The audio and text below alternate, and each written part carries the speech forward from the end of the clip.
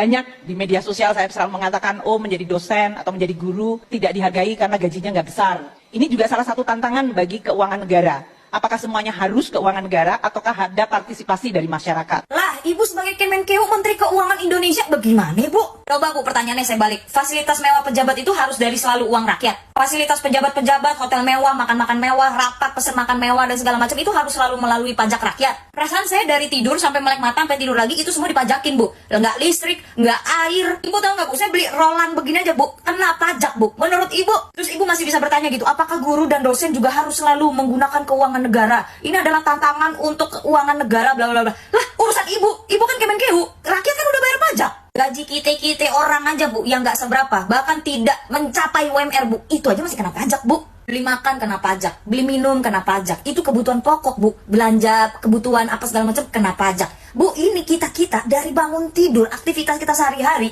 itu sudah include pajak, Bu. Lewat jalan kena pajak, beli bensin kena pajak, beli tanah kena pajak, jual tanah kena pajak, Bu.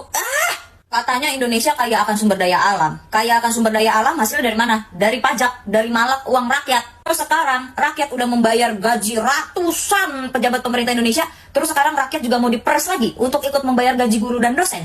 Terus Ibu sekarang masih ngomong, apakah perlu partisipasi dari rakyat? Bu, uang pajak kita kemana, Bu? Kepake buat IKN? Kepake buat koruptor? Lah itu duit-duit koruptornya yang disita sama negara, uangnya kemana, Bu? Emang nggak dibalikin lagi ke uang negara? Itu kan uang milik negara yang dikorupsi sama pejabat-pejabat itu, Bu. Duitnya nggak balik lagi ke negara? Apa gimana sih, Bu?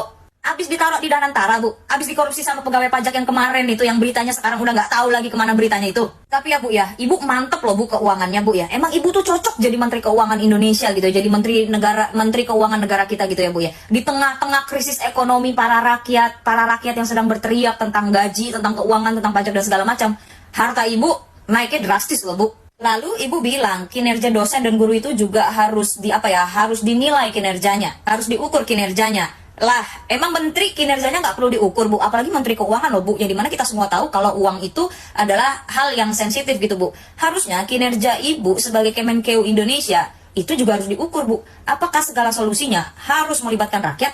Apakah segala solusinya harus memalak rakyat? Apakah solusinya harus selalu menaikkan pajak? Katanya ada efisiensi anggaran, Bu. Lah, pemerintahannya, pejabatnya, orang-orangnya, itu diefisiensikan juga apa enggak? Jangan selalu rakyat yang dipangkas, Bu. Pejabat itu juga termasuk rakyat. Pejabatnya juga harus diefisiensikan.